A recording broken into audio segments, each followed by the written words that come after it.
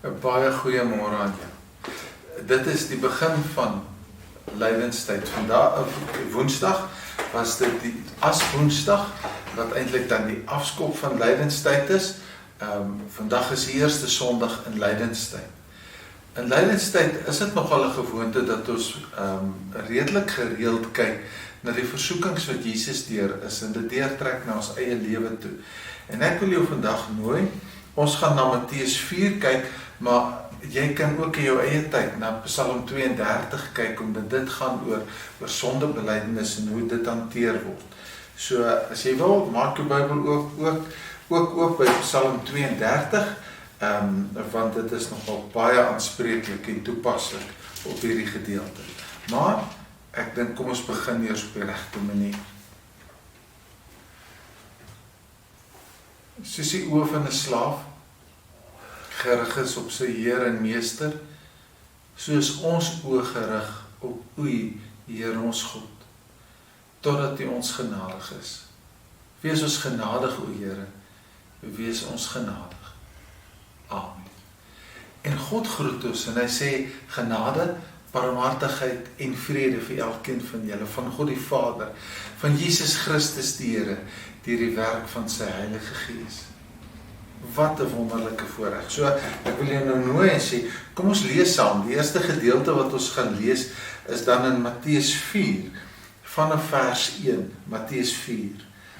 Toe is Jesus, deur die Gees, die woestyn ingelei, om deur die duiwel versoek te word. 40 dae en 40 nagte het hy niks geëet nie, en naderhand honger geword. Die versoeker het toe gekom en vir hom gesê, as U die Seun van God is, sê die klippe moet brood word. Maar Jesus antwoord, daar staan geskrywe, 'n mens leef nie net van brood nie, maar van elke woord wat uit die mond van God kom. Daarna neem die duiwel hom na die heilige stad toe en laat hom op die hoogste punt van die tempel staan en sê vir hom, as U die Seun van God is, spring af, daar staan ons geskrywe. Hy sal sy engele oor jou opdrag gee en op hulle hande sal hulle jou dra, sodat jy nie jou voet teen 'n klip sal stamp nie. Jesus sê vir hom, daar staan ook geskrywe, jy mag die Here jou God nie op die proef stel nie. Toe neem die duiwel hom na 'n baie hoë berg toe, wys hom al die koninkryke van die wêreld met hulle pragt en sê vir hom, dit alles sal ek vir U gee as U neerval en my aanbid. Maar Jesus sê vir hom, gaan weg Satan, want daar staan geskrywe, die Here jou God moet jy aanbid en hom alleen dien. Daarna het die duiwel hom met rus gelaat en daar het engele gekom en hom versorg. Ons lees dit daarvoor saam. Gelukkig is elkeen van ons wat regtig na die Here se woord kan luister. Dit bly vir my elke keer fascinerend wat hier gebeur. Paulus skryf op 'n punt in 1 Korintiërs 10, dan sê hy, wie meen dat hy staan, moet oppas dat hy nie val nie. En dan is dit baie belangrik, vergeet van selfvertroue, so Paulus wil sê, wie meen dat hy staan, en kweek Godvertroue in jou lewe aan. 'n Seun het eenslag by sy pa gekom, dit was nou regtig, die ou het dit baie mooi beskryf, en hy het vir hom gesê, nou hierdie werk nou ongelukkig net in Engels, toe sê hy vir hom, pa, die teenoorgestelde van lewe, van life, is evil. En daar het so groot ding in hierdie pa se gedagtes geval, die bose is die teenoorgestelde van lewe. Lewe in sy volheid word eintlik afgeskiet, afgebreek deur boosheid. En net die oomblik dat 'n mens dit sê, dan besef ons maar sonde, boosheid, het deur ons hele lewe getrek. Deur ons hele lewe. So ek besef net, omdat die bose so deel van my lewe is, ek het verandering nodig. En dis waarmee Matteus 4 en ook Psalm 32 ons baie help. Daar is verandering nodig. Augustinus het gesê, alle kennis begin wanneer jy besef dat jy 'n sondaar is.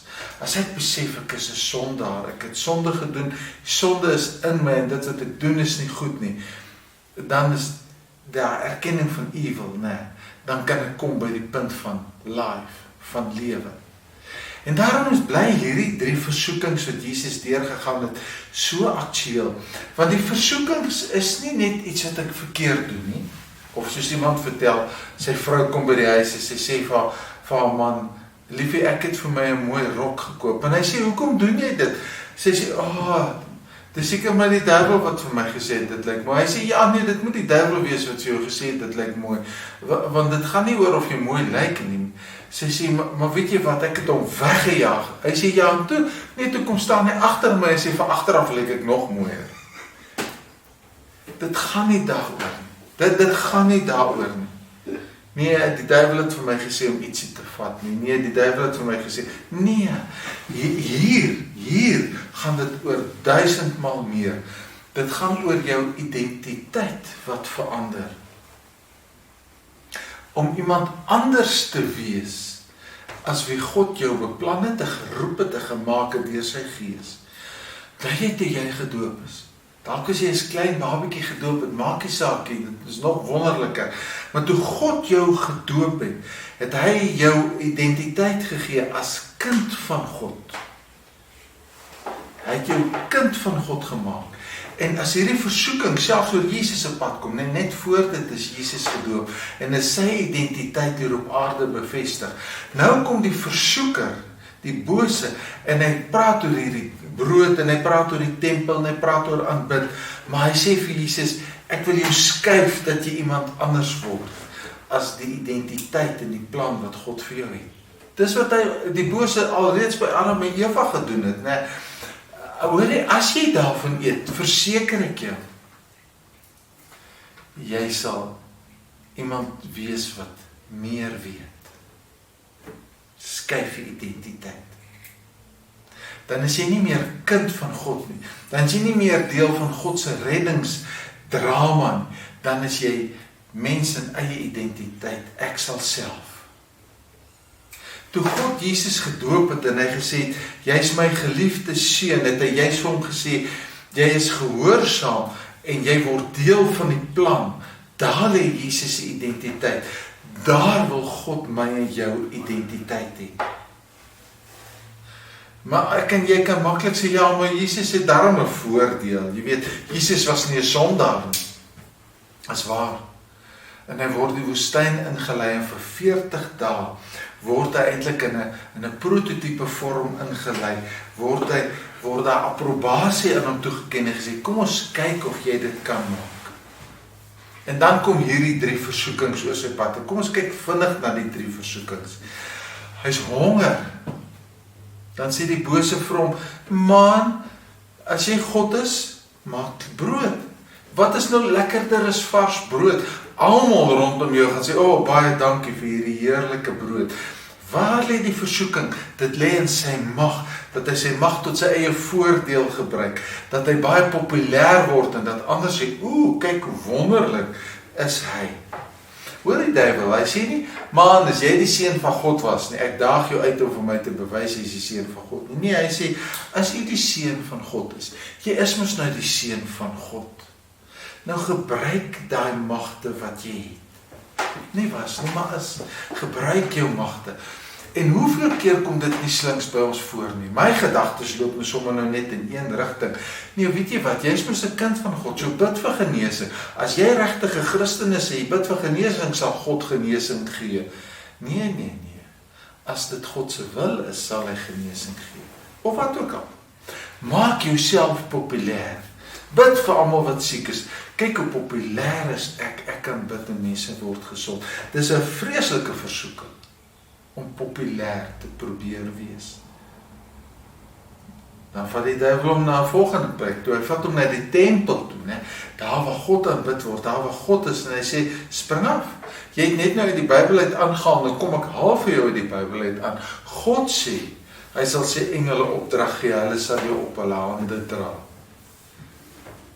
Jy leef mos nou uit God se beloftes. Vat nou sy beloftes ernstig op. Wys vir my dat jy God se beloftes ernstig opdra. Toe leef na jou reputasie toe. Jou reputasie is dat God beloof dat hy sal jou beskerm. Dat God beloof het, hy sal jou toevul. Jy sal niks oorkom. Dit sal net met jou goed gaan. Jy hoor sommer al waartoe gaan my woorde, nee. God is belangrik. Nie ek en jy. Om my reputasie te probeer bou op God se beloftes, dat ek die oulike ouetjie is. Dit gaan oor God se wil, nie oor my wil. God is belangrik. Here, wat wil U hê moet ek doen? En dis wat Jesus daar vir hom sê hoor. Het gaan oor God se wil, het gaan nie oor my nie. En dan vat hy hom en hy skuif ons sommer heeltemal. En dan is hy sommer voor die hand liggend en hy sê, man, vir 1 breekdeel van 'n sekonde, aanbid 'n ander meester. En jy kry alles. Net daai oomblik se mag afdoening. En jy kry alles. Jy weet wat lê agter hierdie 3? Hoogmoed. Hoogmoed, wanneer ek myself in God se plek sit, as ek sê, nee, God het mos beloof, so nou kan ek hom op sy woord vat, sodat dit met my beter kan gaan, sodat ek populêr kan lyk, sodat my reputasie nie geskade sal word nie, sodat ek die mag in die hand sal hê. Dis hoogmoed, dis as ek op God se troon wil gaan sit, en God moet my dien. Ek sal vir God raad gee, ek. Jy kan hoor, dis hoogmoed. Daarom dat Deuteronomium 6 vers 5 deur Jesus aangehaal word te sê, daar is net een God. Daar is nie iemand anders om te aanbid nie. So, jy kan ook hoor, nee, so in hierdie goed gesê, dan terug by Augustinus, alle kennis begin by die besef dat ek 'n sondaar is. Ek is 'n sondaar. Nie selfvertroue nie, maar godsvertroue. Hoeveel keer wil ek nie myself hoog plaas nie? Hoeveel keer wil ek nie myself groot maak nie? Psalm 32 is een van 7 psalms waar daar boetedoening so gedoen word. En in hierdie psalm is dit so aangrypend, die boetedoening wat die psalmdigter waarskynlik Dawid het, né? Dan kom hy sê, toe ek oor my sonde geswyg het my liggaam uitgeteer. Soos ek heeldag om hulp geroep het, hande dag en nag swaar op my gedruk, my kragte het opgedroog. Jy kan hoor, nee, my bene het gekraak. Toe ek my sonde wil toesmeer, sodat ek moet mooi lyk. Ander mense weet nie, asof God nie weet nie. Jy kan nie gelukkig en vry wees, as daar nog geheime sonde weggesteek word nie. Spurgeon het dit genoem, die hond met die 3 koppe, wat vir jou buiten blaf. En dan sê hy, hierdie hond met sy 3 koppe is rebelleer, misluk en misvorm. Ek kan nie. Maar toe ek my sonde bely, as jy net verder lees, toe ek my sonde bely, ervaar ek God se vergifnis, want nou skuif ek in sy plan en in sy wil in. Dit is amper soos 'n laaitie wat wiskunde skryf, nou skryf hy sommer trekke dood, dan skryf hy die sommer trekke dood. Weet jy wat, dit het erger as 'n Picasso skildery gelyk op daai wiskunde antwoord stel. En die onderwyser kom staan so agteroor sy skouer en kyk hy so in hierdie ouetjie word yskoud. Hy voel hoe sak sy sokkie so in sy skoene in en gaan lê almal by sy groot toon. Want wat moet juffrou of meneer nou van my dink? Nou onderwyser vat sy antwoordstel so weg en hy skeer hom so op. En hy gee hom 'n nuwe antwoordstel en hy sê begin voor, jy het weer 3 ure. Hy begin voor, weet jy wat, God vergewe ons sondes, hy reinig ons van alle ongeregtigheid, hy stel sy identiteit, sy plan, sy raadsplan, gee hy weer en hy sê, my kind leef binne my plan. God wil vergewe, die leuen is, dat daar nie verandering nodig is nie. Die leuen is, dat ek probeer sondetjies wegsteek. God se waarheid is, ek vergewe, ek sit jou in 'n nuwe plan neer, jy is nou binne my plan, jou identiteit is kind van God, leef dan so. En dan begin 'n ou weer ietsie van Psalm 1 belewe, nee, dit gaan goed met die mens. Want Jesaja 43 sê, God dink nie meer aan ons sondes nie, of Micha 7, hy gooi dit in die diepste van die see, en ek en jy is vry, en ons kan voluit lewe. So ek wil weer vir jou sê, vat wie jy was met jou doop, maak dit jou identiteit. Keer dat die bose nie 'n houvas op jou kry en jy in versoekings val nie. Ek wil met 'n verhaal afsluit en dit is sterk genoeg. Ernst Hemingway vertel dat dit gebeur het in Madrid, in Portugal. Dat 'n seun van sy pa weggeloop het. Die seun het so in opstand gekom en hy het eenvoudig weggeloop en niks wat die pa gedoen het. Die kind wou nie na hom luister nie, niks nie. En alle maniere wat die pa probeer kontak maak het, die kind het vir hom afgesny heeltemal. En toe sit hy 'n berig in die dagkoerant en hy sê, Paco, jou pa is lief vir jou. As jy jou pa wil ontmoet, sien ek jou Sondag 12:00 op die plein. Hemingway skryf, daar was meer as 800 seuns op daai plein Sondagoggend. Dis God, dis ek en jy. Here, baie dankie vir die liefde en vir die genade. Dankie dat U vir ons met oop arms wil ontvang. Dankie dat U die identiteit waarmee U ons gemaak het en waarmee U ons gekoop het, dat U dit wil vestig in ons lewe. So daarom sê ek, Here, hier is ek. Geef vir my genoeg wysheid dat ek die verleidings en die versoekings en die sonde wat die bose oor my wil bring, kan raak sien. Geef vir my genoeg krag om nee te sê, maar gee my ook die moed en die durf dat ek hierdie nuwe identiteit wat ek het as kind van God voluit sal leef, dat ek deel van die raadsplan sal wees tot in ewigheid. Ons bid in ons voorloper, Jesus Christus. Amen. Die Here wil ons seën en hy wil saam met ons die pad stap. So ontvang ook soos hy seën. Mag die genade van die Here Jesus Christus, mag die liefde van God ons Vader, mag die teenwoordigheid en troos van die Heilige Gees by jou wees. Amen.